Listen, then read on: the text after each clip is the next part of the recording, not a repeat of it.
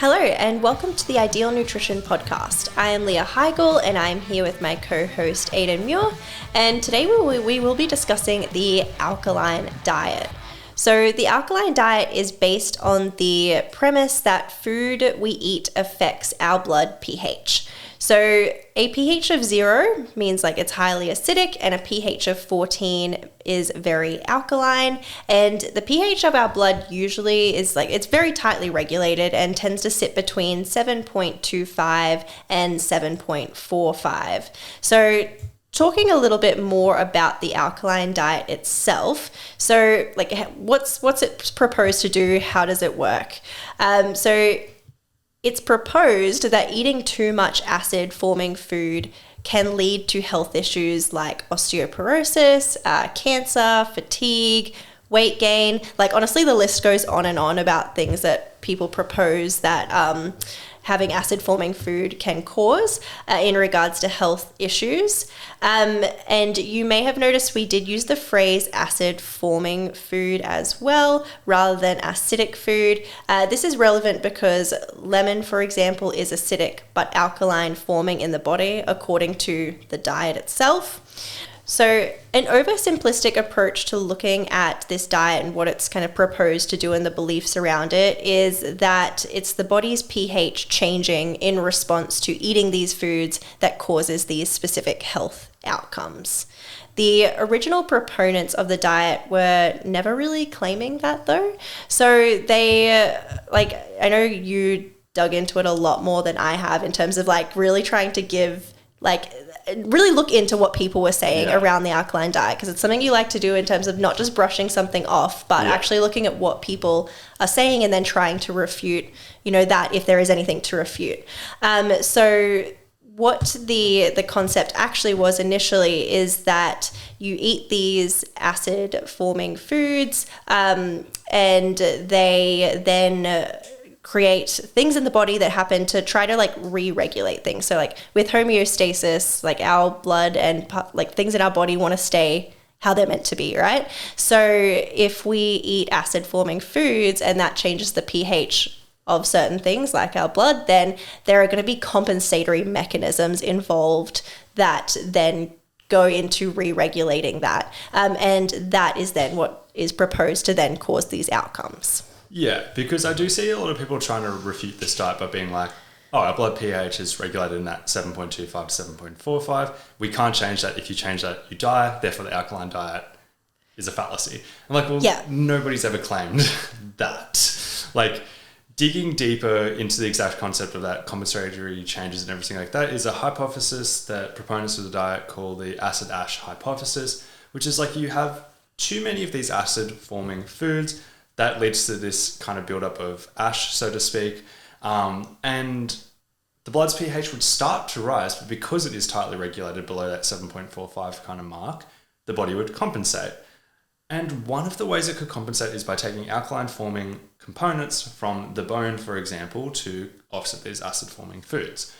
That's one of the many, many mechanisms. There's heaps of mechanisms. I just wanted to target one of them, and that is the bone kind of aspect. So theoretically, based on that logic, before we kind of talk through this, but based on that logic, the body could keep pH of the blood in range by taking calcium, which is an alkaline kind of component, out of the bone, and that would lead to the compensatory kind of health condition of osteoporosis, which is, based on this theory, a byproduct of their acid-forming foods.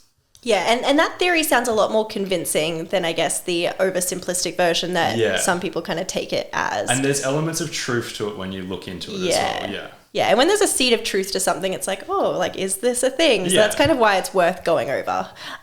So what foods can you actually eat on this diet? So what does it involve? So this is a non-comprehensive list, but some acid-forming foods that the diet would want you to reduce would be refined sugar, alcohol, meat, processed food, tea, coffee, caffeine generally, as well as dairy, fish, eggs, and grains. So quite a lot of different foods in there. Meanwhile, alkaline forming foods would include most fruits and vegetables, nuts, legumes, and tofu, and some soy products as well. So looking at just those two lists of foods, I think we can kind of see like there in that first list, there are a lot of foods that generally, from a general health perspective, that we'd probably want to reduce anyway, regardless of like the alkaline diet thing. So like refined sugar, alcohol, processed food, like those are things we probably don't want to be eating a ton of, whilst, you know, the alkaline forming foods, fruits, veggies, those plant-based options, we'd love, you know, that's great for your health. We know that. So most people would benefit from even kind of slightly following this kind of diet in a way, because it's probably just going to, if you're following like a very kind of standard Western diet, over consuming processed foods, following this kind of diet, it's probably actually going to be almost a step in the right direction for general health, but potentially not for the reasons like it's claiming.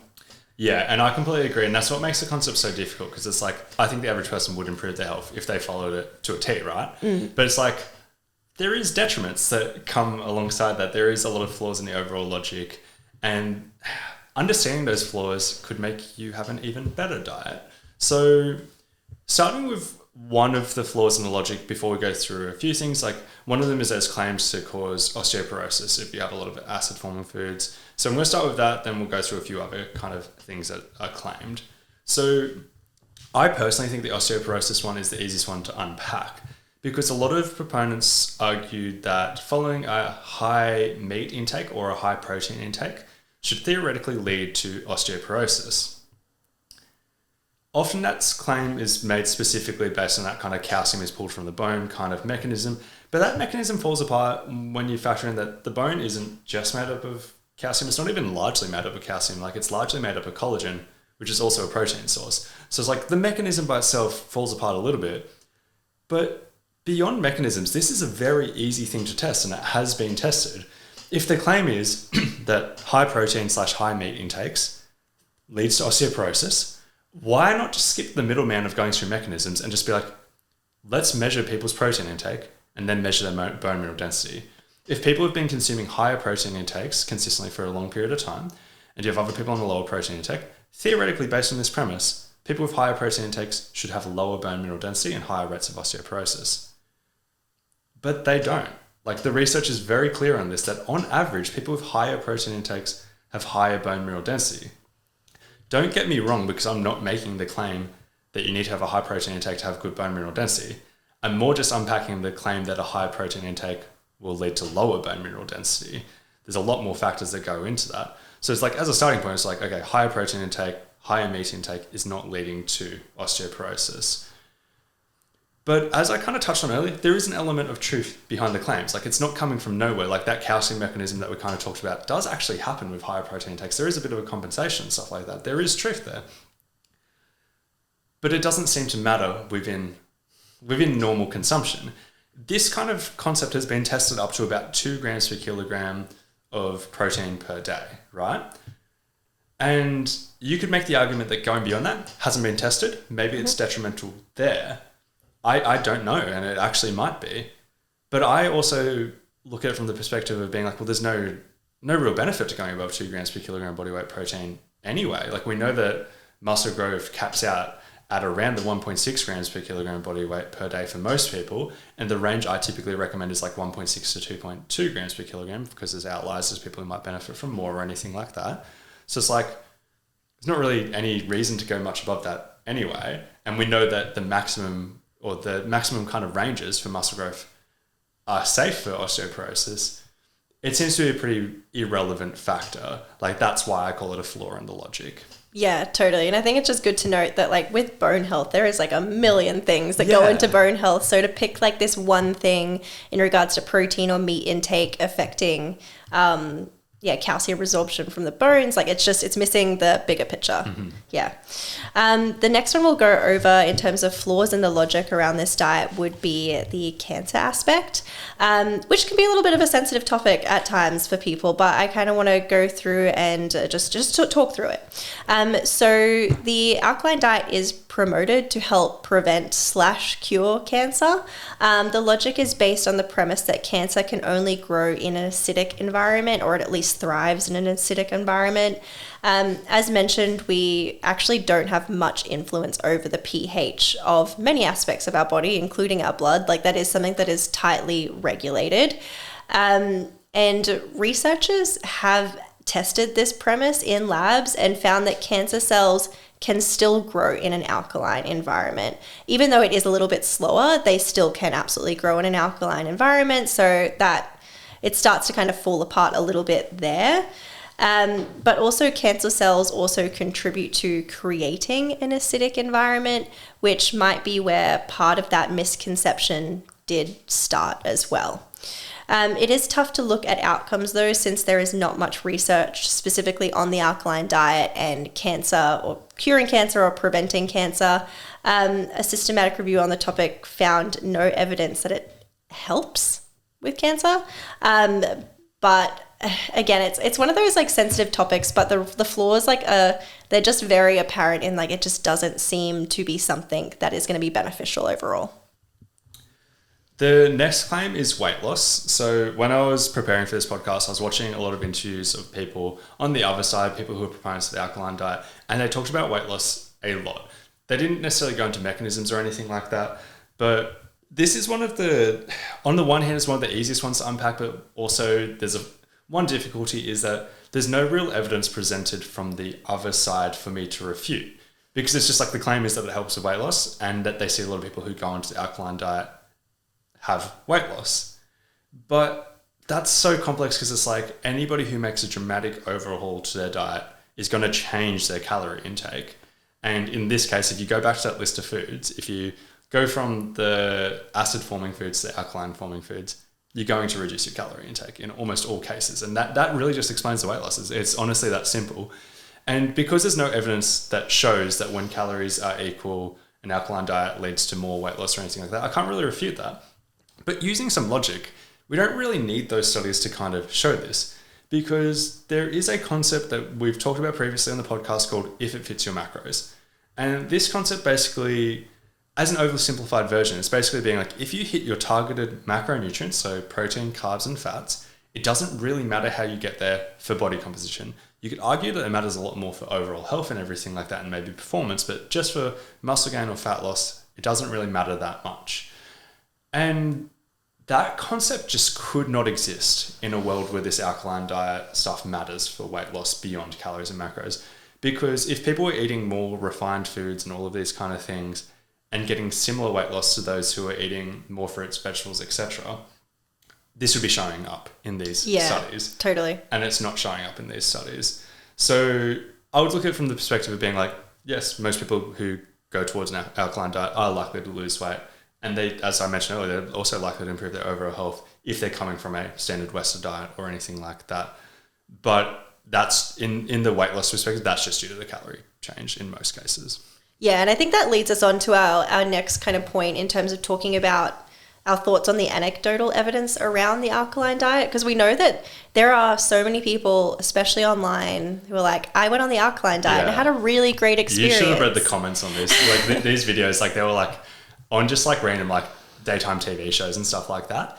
And the comments were like so supportive. Like, yeah. I genuinely, in my head, I'm like, are these fake comments? Like I'm not actually making an accusation, but I'm like, in my head, I'm genuinely like, yeah, there's only positive comments. This is like, either people are really just being like, this changed my life. This is a game changer. I need to tell everyone. Yeah.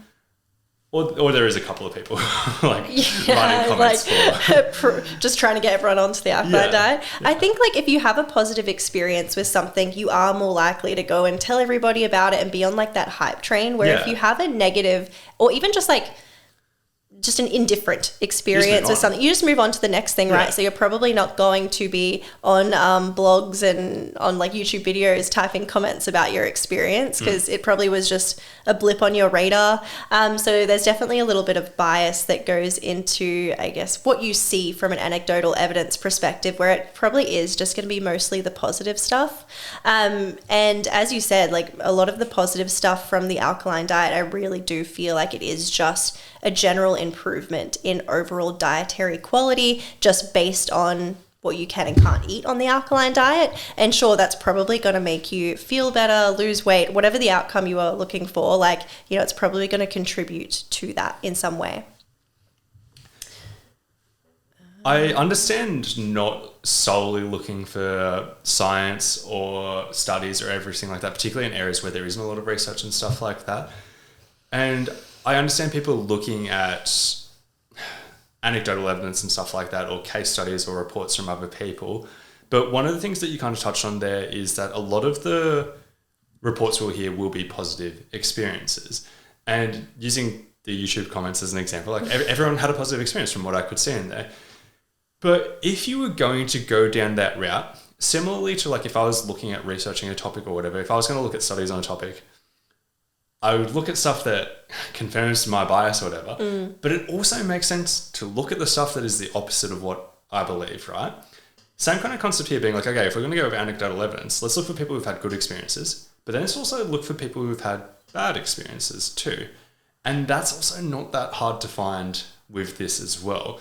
Like a quick Google search and you'll see tons of people with like pretty horrific experiences, which is also part of why I touched on it being like, even though the average person probably improves their health by going down this route, if you took the logic in this diet too far, things can fall apart relatively quickly.